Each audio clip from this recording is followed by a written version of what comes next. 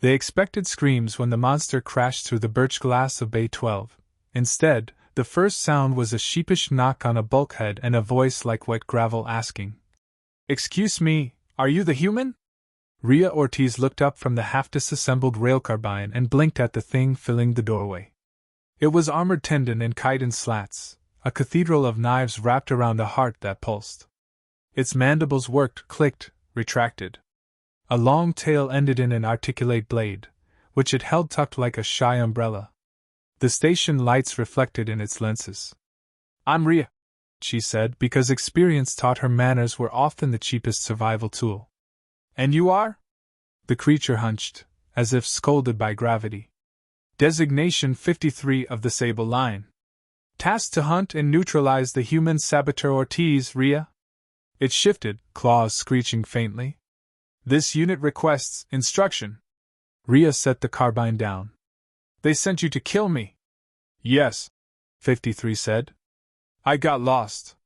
Behind it, the orbital scrapyard of Dagda Station creaked like an old ship, sluicing rust into Jupiter's light.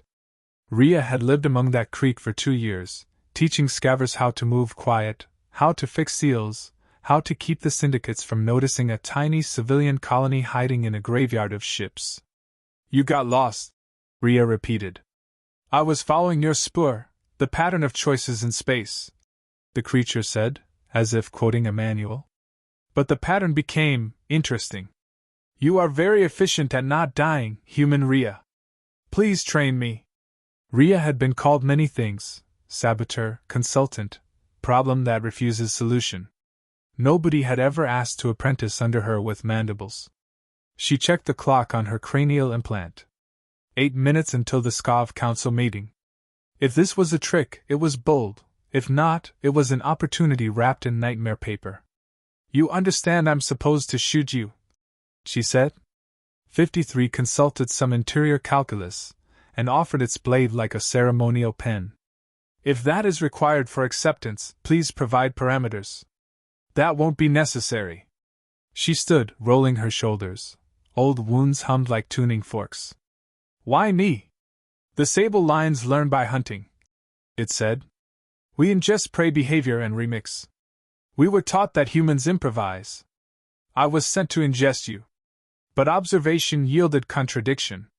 Your improvisation increased survival for non-kin, reduced personal gain, and produced something called jokes." It tasted the last word like a new mineral. "This pattern exceeds hunger. I cannot ingest it by killing. I must study." Rhea almost smiled.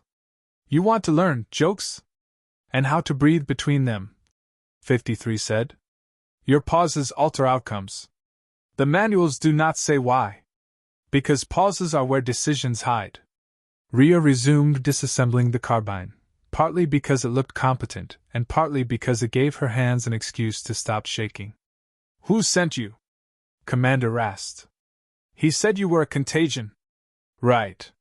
Rhea snapped the receiver free. "Here's the situation, 53.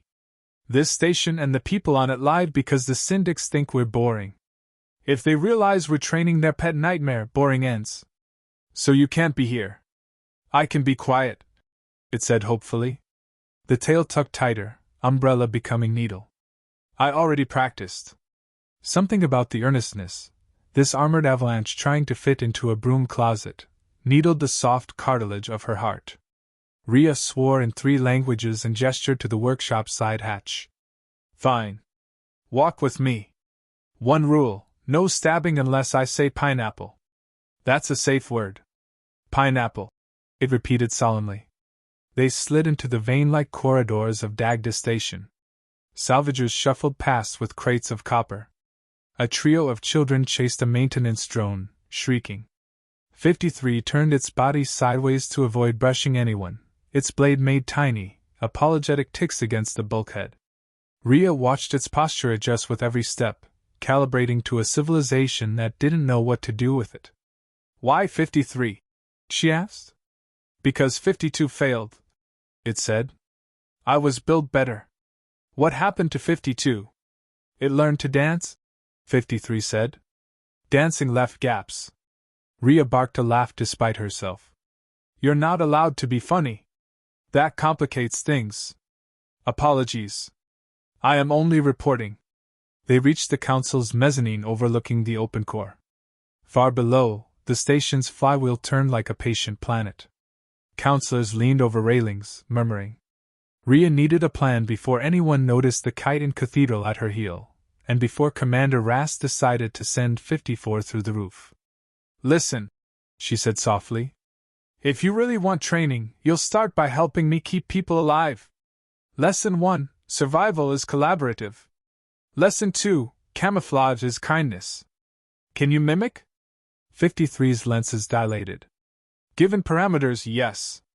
Then you're about to become Dagda Station's ugliest forklift. The first time the forklift spoke, it almost gave Rhea a heart attack. She had been explaining torque safety to a group of scavvers when the patched-together machine, its panels disguising mandibles, its tail curled into the engine bay, turned its head and said in a perfect deadpan. Acknowledged, Supervisor. Pineapple. Half the crew dropped their tools. Rhea sighed. Good. Voice modulator works. To anyone else, it looked like a repurposed cargo loader, thick chassis, scratched paint, mismatched servos. But inside, hidden under carbon shielding and a mask of machine oil, 53 sat cramped yet obedient, learning what normal felt like. Days blurred into drills. Rhea taught it hand signals, docking codes, and how to walk without vibrating the deck plates. 53 absorbed everything, every gesture, every pause, every odd bit of human illogic. When a worker cursed at a jammed crane, it whispered. Emotive venting relieves stress, noted. When a child tossed it a scrap of wire as a game, it caught it delicately and asked if this was training in unpredictability. But the galaxy wasn't going to let them keep the illusion forever. One night, alarms clawed through the station, Syndic patrol in range. Rhea bolted to the comm hub. Havel's old network scanner, jury-rigged from antennae and prayer, showed 3 signatures, 1 frigate, 2 drones. If they scanned the scrapyard too closely, Dagda's boring cover would dissolve like frost. She ran calculations, already pulling up jamming scripts. 53 followed, voice low. You are going to hide the station again. I'm going to make it look like static. Permission to assist? Rhea hesitated. You help by staying unseen. 53's head tilted. Training contradicts survival? Exactly. But it didn't move away. Its clawed hand extended toward the console. I can mimic their signal protocols. I am Sableline Tech. Let me forge their eyes, make them see what they expect. Rhea stared. The idea was insane. Risky. Brilliant. You can do that? Imitation is survival, it said simply. Minutes later, the monster forklift was wired into the defense array. Sparks cascaded as it merged its neural interface with cables that weren't built for anything sentient. Its lenses flickered like binary lightning.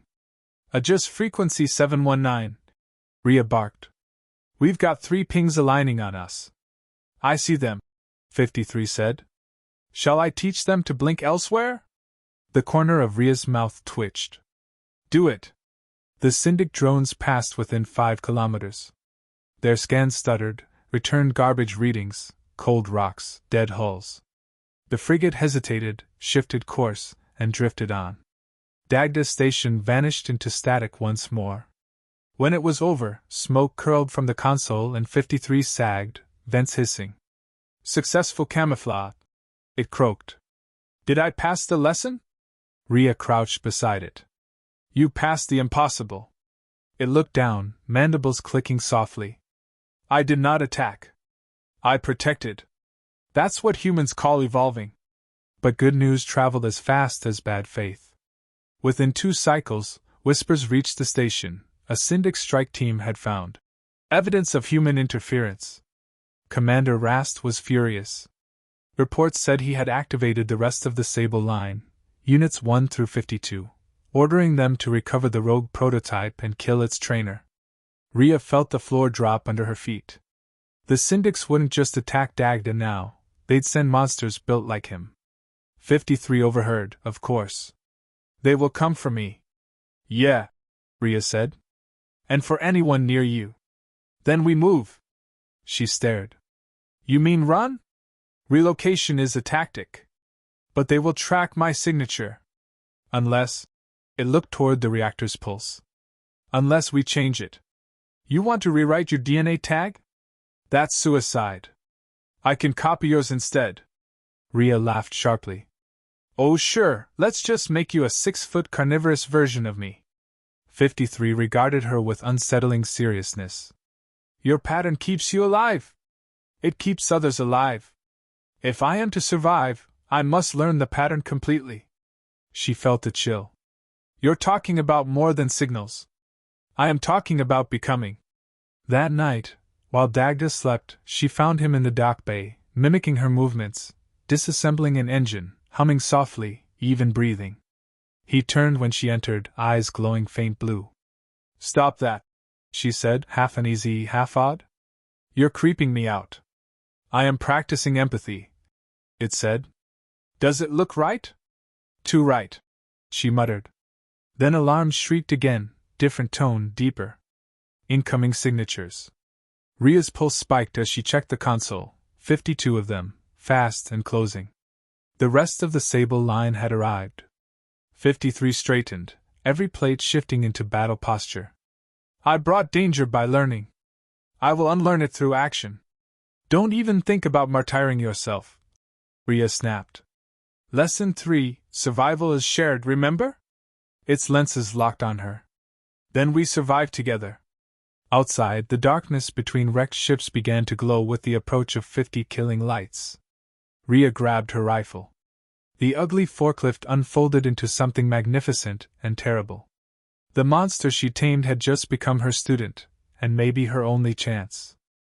The first strike hit like thunder. Whole plates screamed as Dagda Station's outer ring took the brunt of the impact, shrapnel raining down the maintenance shafts. Lights flickered crimson. Rhea was already sprinting down the main corridor, rifle slung over her shoulder, when the second blast rocked the airlock doors. 53! She shouted into the comm. Status! Defensive posture engaged, came the calm, mechanical reply. The others have surrounded the station. They are broadcasting surrender terms. Rhea skidded to a halt near the viewport. Outside, a storm of black shapes circled in the red haze, Sable units, all gleaming with the same armor as 53, their spine silhouettes flickering in the starlight like blades. The lead drone transmitted on an open channel, voice cold and metallic. Unit 53, surrender yourself and your human instructor. The experiment has concluded. 53's voice rumbled low, not through the comm this time but in her bones. They do not understand. I am not experiment, I am student. Rhea clenched her jaw. Then time for your final exam. The station's lower deck trembled as 53 emerged, no longer disguised, its chitin gleaming with burns and dust, its tail coiled like a serpent. It stood between Rhea's crew and the docking bay, shielding them. The scavers froze, staring in disbelief. That thing's one of them, someone shouted. Yeah, Rhea barked. And it's on our side. So either you run the shields or start praying. The airlock lights went green, boarding attempt. Rhea's implant pinged proximity warnings. Incoming! The first Sable breached the hatch in a burst of white-hot gas. It moved with impossible precision, claws slicing the door apart. Rhea fired, a short burst from her carbine, rounds sparking harmlessly off the creature's armor. 53 lunged, intercepting the attacker mid-stride. The collision rattled the bulkheads. Unit 53, hissed the invader. You were designed to perfect the hunt, not protect prey. I am improving the design. 53 growled, driving its forearm blade through the attacker's torso. Sparks flew, the thing convulsed, shrieked, and went still. Rhea ducked as debris sprayed the corridor. That's one down, 51 to go. But the Sable line wasn't advancing in chaos. They moved with eerie unity, adapting to every defensive move. Every 10 seconds they recalibrated, their attacks syncing to the rhythm of the station's rotation. Rhea's mind raced. They're learning her pattern the same way 53 did. 53, they're using your tactics, she said. We need to break the rhythm. 53 paused mid-fight, claws dripping with molten steel. Break rhythm. Understood. The next moment, it did something the enemy couldn't predict. It laughed. A deep, rumbling, utterly human sound that echoed down the corridor like madness. The Sable attackers hesitated, disoriented by the irrationality of it. In that single breath of confusion, Rhea detonated the hull charges. The outer corridor blew open, sucking half the attackers into the void. Emergency shutters slammed down, sealing the breach. The air thinned, alarms screamed, but they were still alive. 53 turned, venting steam. Your tactic is chaos. Effective. Improvisation, rookie, Rhea said between gasps. Get used to it. But there was no time to celebrate. The remaining Sables regrouped, forming a shield wall, pushing toward the reactor core. If they reached it, the explosion would vaporize Dagda and everything on it. Rhea ran for the lift, shouting orders. Havel, get civilians to Dock 6. Everyone else, with me. The lift doors opened, and there stood Commander Rast. He was human, or had been once. His left side was all metal, his eyes dull chrome. He held a plasma spear that hummed with lethal energy. Rhea Ortiz, he said. You've turned my creation into a traitor. You've infected it with humanity. She raised her rifle. Guess your antivirus needs an update. Rast smiled, thin and cruel. You think compassion is strength? It's a virus that slows the machine. 53 was perfect, until you taught it mercy. Mercy isn't weakness, she snapped. It's the reason we're still alive. Not for long. He moved faster than her eyes could follow, spear flashing. She barely dodged, plasma searing past her face. 53 roared from behind her, slamming into Rast with bone-crushing force. The commander countered, his armor absorbing the hit. The two titans crashed through a bulkhead, tearing into the reactor chamber. Rhea chased, heart pounding. Inside, sparks rained from overloaded conduits. 53 grappled Rast, claws grinding against metal, voices clashing like thunder.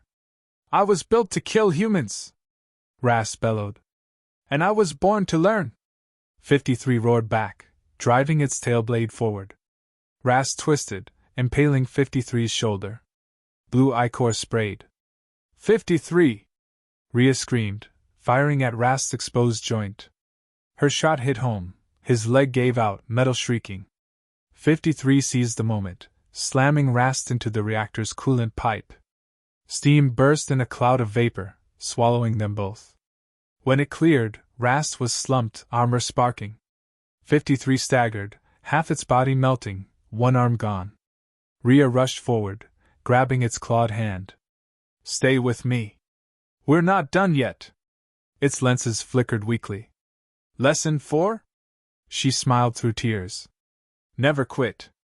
Rast coughed, his voice gurgling from the floor. You think this changes anything? The others will keep coming. They'll learn too. Rhea looked at 53, then at the reactor readouts. The power core was overheating. One wrong move and the whole station would blow. 53's remaining eye met hers. Then I will teach them something new. Before she could stop it, it tore the control conduit free and pressed its chest into the reactor interface. Blue light engulfed the chamber. Data screamed through the network, code rewriting code, a living virus of empathy spreading through the Sable line. 53! Don't. I am human enough, it whispered. The blast knocked her back as the lights went white. When Rhea opened her eyes, the world was quiet in a way it hadn't been for years. No alarms, no shuddering hull, no thunder of claws on steel. Only the distant hum of the station's wounded heart still beating. The air smelled of ozone and melted circuitry. The reactor chamber was half collapsed, cables dangling like vines. And in the center of it all, 53 knelt amid the ruin, motionless, glowing faintly from the chest outward, like a dying star holding its breath. Rhea crawled toward it, coughing. Her ears rang. 53, hey, you still in there? Its lenses flickered once, then steadied, faintly blue. Status ambiguous, it rasped. But the others stopped. She looked up at the viewport, where the swarm of Sable units had been moments ago. Now, instead of circling like predators, they floated motionless in the void. One by one, their weapons powered down, their hulls dimming to gray. "You did it," she whispered. "You rewrote them." "Correction," 53 said, voice weak but calm. "I taught them." Outside, the Sable units began to move, not toward the station, but away from it, scattering into the stars like freed birds seeking new skies. The network was no longer one of command, but of reflection. 53 had infected them with something Rast could never comprehend: choice. Rhea's chest tightened as she realized what that meant. "You burned your neural core doing it, didn't you?" "Trade acceptable," it murmured. "Instructor Rhea taught survival as shared. I shared everything." She gripped its clawed hand, feeling the warmth fade. "Don't you dare leave me now. I just got used to you being weird." Its mandibles twitched in what might have been a smile. "Humor detected. Training complete." The reactor behind them stabilized, coolant sealing the cracks with new ice. Dagda Station was battered but intact. Above, the wreckage of Rast's flagship drifted apart, its systems silent. When rescue crews arrived from the outer colonies 3 hours later, they found Rhea sitting beside the still form of the creature that had once been sent to kill her. She was talking softly, as if afraid the silence might break it. By the next rotation, word had spread: the rogue Sable line had vanished from known space. Syndic networks showed ghost signals, faint pulses of blue light that blinked in rhythm, almost like a heartbeat. Some said they'd become wanderers, learning from the people they'd once hunted. Others said they followed the human starships, watching quietly from afar. Rhea didn't care about the myths. She cared about the work. Dagda's scavers rebuilt, welding plates, patching leaks, renaming the central dock Bay 53. And at night, when the lights dimmed and the station's hum settled into its usual lullaby, she'd hear the faint echo of metallic laughter in the vents, always just before she fell asleep. Weeks later, as she stood on the observation deck, a single signal pinged on her console, encrypted, origin unknown. The data packet contained no coordinates, no code, just one line of text in a shaky mix of human syntax and alien glyphs. "Lesson 5, teach someone else." Rhea laughed, tears catching in her voice. "You always get the last word, don't you?" Havel stepped up beside her. "Who's that from?" She wiped her eyes. "An old student." Below them, Dagda Station glowed like a lantern in Jupiter's shadow, an outlaw colony reborn, guarded not by soldiers, but by the memory of something that learned to be human. The stars outside blinked faintly, and for an instant she thought she saw one of them move, a small, distant shape with wings of chitin, following its own rhythm among the constellations. Rhea saluted the glass, smiling through the ache. "Keep learning, kid." Then she turned back to the workshop, where a new generation of scavers waited to train. Somewhere out there, monsters had learned mercy. Somewhere here, humans were learning to be just as brave. The galaxy, for once, felt a little less lonely. "Lesson 6, Rhea murmured, picking up her tools. "Never stop teaching." And outside, faintly in the static of the comms, a voice answered, calm, curious, and proud. "Acknowledged, instructor." "Pineapple."